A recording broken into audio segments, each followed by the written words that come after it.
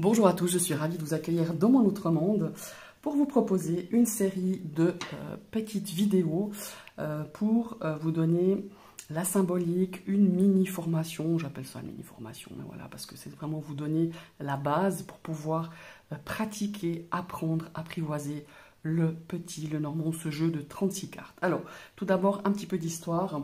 Alors, à l'heure actuelle, j'ai fait pas mal de recherches, les avis divergent. Donc voilà, je vais rester un petit peu assez basique, assez neutre quant à mademoiselle Anne-Adélaïde Lenormand, qui est née le 27 mai 1772, évidemment, à Alençon. Voilà. Pourquoi vous me direz? Parce que l'origine et la création de ce petit Lenormand voilà, c'est encore pas très clair si c'est réellement elle qui était l'autrice de ce jeu, de ce 36 cartes. Voilà, tout simplement. Pour moi, la mademoiselle de Normand a été associée au petit Lenormand pour des raisons, je dirais, de vente, de marketing, malgré voilà, toutes les légendes, toutes les histoires qui gravitent autour de ce jeu. Voilà. L'une des plus grandes traces que j'ai retrouvées, en tout cas sur Internet, du petit Lenormand, en tout cas son origine, il se trouve au British Museum de Londres et qui s'appelle Game of Hope. Voilà. C'est un jeu de société qui avait été créé par un Allemand autour des années 1800. Et donc, Game of Hope, c'est le jeu de l'espérance. Voilà. Il se compose exactement de la même façon du petit Lenormand actuel, avec ses 36 cartes, les mêmes symboliques et dans le même ordre chronologique. Voilà, on aurait peut-être retrouvé des notes qui étaient écrites sur ce 36 cartes par justement cette Anne-Adélaïde Lenormand, et on a un petit peu, voilà, on a un petit peu peut-être, on lui a peut-être approprié, enfin on lui a donné ce jeu en fait, mais c'est pas véritablement elle qui l'a, en tout cas de ce que j'ai pas mal recherché, de ce que j'ai lu, de ce que j'ai lu un petit peu dans l'histoire, dans les archives. Ce qui est sûr, c'est que cette Anne-Adélaïde, elle était un petit peu, comme s'il faut dire, avant-gardiste. Hein. Elle avait, comment s'il faut dire, elle avait plusieurs cordes à son arc, hein, cette Marie-Anne Lenormand. Elle pratiquait plusieurs formes de mancie. Hein. On avait donc pas seulement la cartomancie, mais la chiromancie. Elle lisait dans le marc de café, elle lisait dans le plomb fondu. Ah ouais, à l'époque, ils fondaient du plomb pour lire. La voyance dans les œufs aussi, dans les miroirs, dans le cristal, la voyance dans l'eau. Voilà. Et elle a beaucoup étudié, hein, de ce que j'ai recherché en tout cas. Mais encore une fois, voilà, ce sont des choses qui restent encore assez mystérieuses. Mais voilà, ce jeu, il s'appelle le Petit Lenormand, et je vous propose aujourd'hui de regarder un petit peu les symboliques, de regarder les significations, et ça va un petit peu se faire.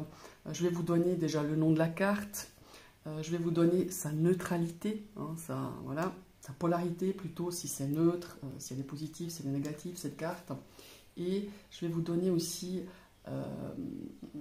si c'est une carte d'ambiance, ou si c'est une carte comment est-ce qu'on dit, maîtresse. Voilà, c'est un petit peu ça. Quand je dis carte maîtresse, vous allez découvrir comment c'est. Voilà, c'est des cartes qui sont importantes, qui sont liées au travail, qui sont liées à l'amour, qui sont liées voilà, plusieurs choses. Vous verrez ça tout à l'heure. Donc, ces petites vidéos, bon, évidemment, celle-ci, elle sera un peu plus longue. Je vais vous donner donc sa polarité, si c'est une carte d'ambiance ou c'est une carte maîtresse. Je vais vous donner quelques mots-clés. Je vais essayer d'aller pas trop vite si vous voulez noter ce genre de vidéo. Moi, je sais que plusieurs personnes le font, voilà, faire son petit book, hein, avec... voilà, je vous donnerai des mots-clés, quelques-uns. Je vais vous parler aussi par rapport à la carte au niveau de la vitalité. Je n'aime pas utiliser le mot santé, mais voilà, vis-à-vis de la vitalité, vis-à-vis de l'organisme, on a des références par rapport aux cartes. Et je vais vous parler aussi de la personnalité de la carte. Hein. Et je vais vous donner le message que pourrait vous donner cette carte de cavalier. Ça peut être des messages conseils, ça peut être des pistes par rapport à peut-être à des questions qu'on pourrait se poser par rapport à la symbolique de cette carte. Voilà, tout simplement. Donc, on va commencer évidemment par la carte numéro 1, qui est la carte du cavalier. Alors, ici, je vous ai pris le Petit Lenormand des éditions AGM. Hein, voilà. Je l'ai trouvé, j'étais enchantée.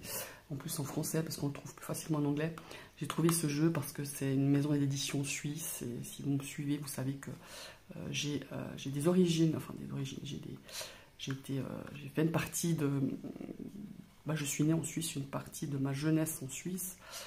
Et j'avais cœur à trouver encore ce jeu qui n'est plus édité aux éditions AGM Muller. Voilà, donc c'est celui-ci. Ici, j'ai pris un Piatnik pour vous donner un petit peu plusieurs styles du Petit Lenormand. Ici, je vous ai mis quelque chose de plus moderne. Hein. Dans le dernier arrivé, j'aurais pu vous en présenter plein parce que j'ai plein de Petits Lenormand, mais voilà, on peut pas, on fait un choix. Je dis pas que ça sera toujours les mêmes. En tout cas, ces deux-là, elles vont rester pour les présentations des autres cartes, mais ces deux-là, elles vont peut-être changer pour vous montrer peut-être différentes manières d'interpréter, différentes illustrations pour interpréter ou pour utiliser le Petit Lenormand. Donc ici, c'est le Hopelin Lenormand de la maison, de la boutique Etsy, hein, Arbre Magique. Et ici, comme beaucoup le reconnaîtront, c'est la carte du Tanis Lenormand de Célia Mellesville. Alors, on va tout de suite partir avec cette carte numéro 1, qui est, excusez-moi évidemment, il y a Blue qui veut rentrer.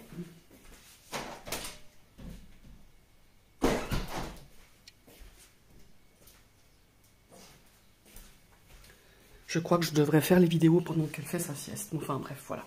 Donc, carte numéro 1, le cavalier. Hein. Donc, je crois que je vous ai précisé que c'est un jeu avec 36 cartes. On va les voir. Les vidéos seront plus courtes, évidemment, parce que je ne vais pas faire le blabla de l'introduction par rapport à l'historique de ce jeu. Donc, voilà. On est donc avec le cavalier. Alors le cavalier, ici, vous voyez, il est représenté.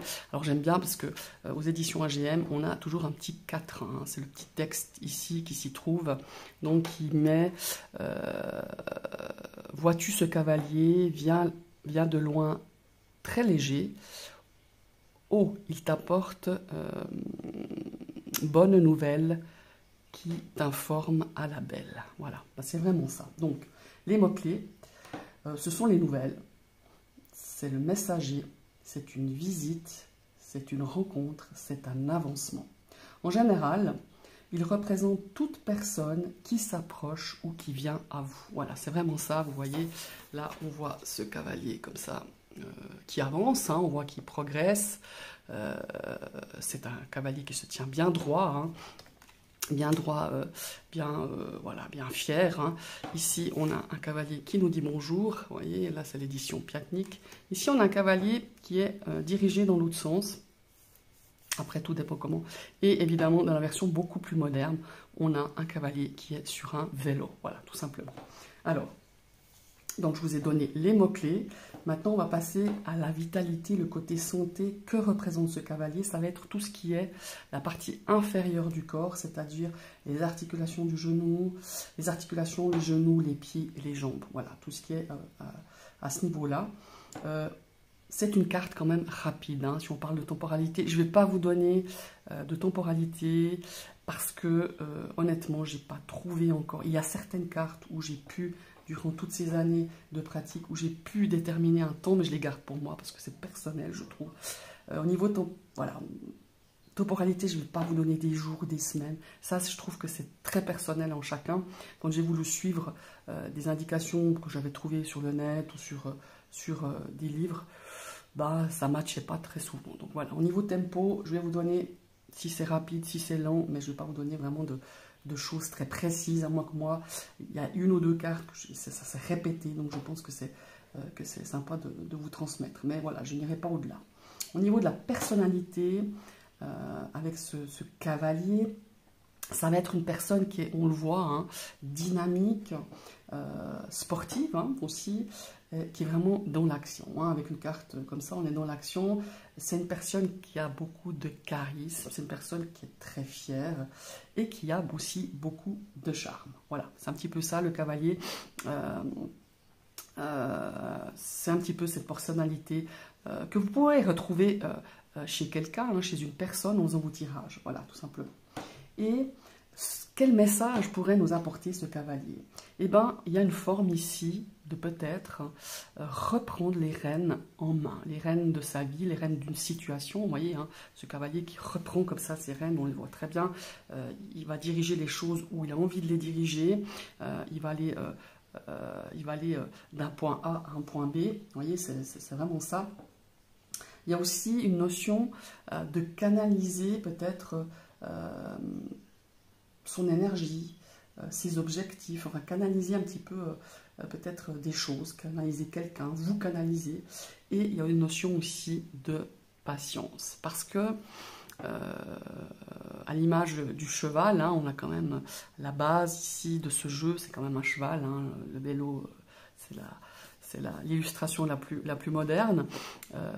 Un cheval peut être impatient, peut-être qu'il y a cette notion de peut-être de se dire, ben, si le cavalier associé à plusieurs cartes, eh ben, elle peut nous indiquer qu'il faut être un peu patient, que les choses vont arriver, que les nouvelles vont arriver, qu'il va y avoir un avancement. Vous voyez, il y a vraiment cette notion-là.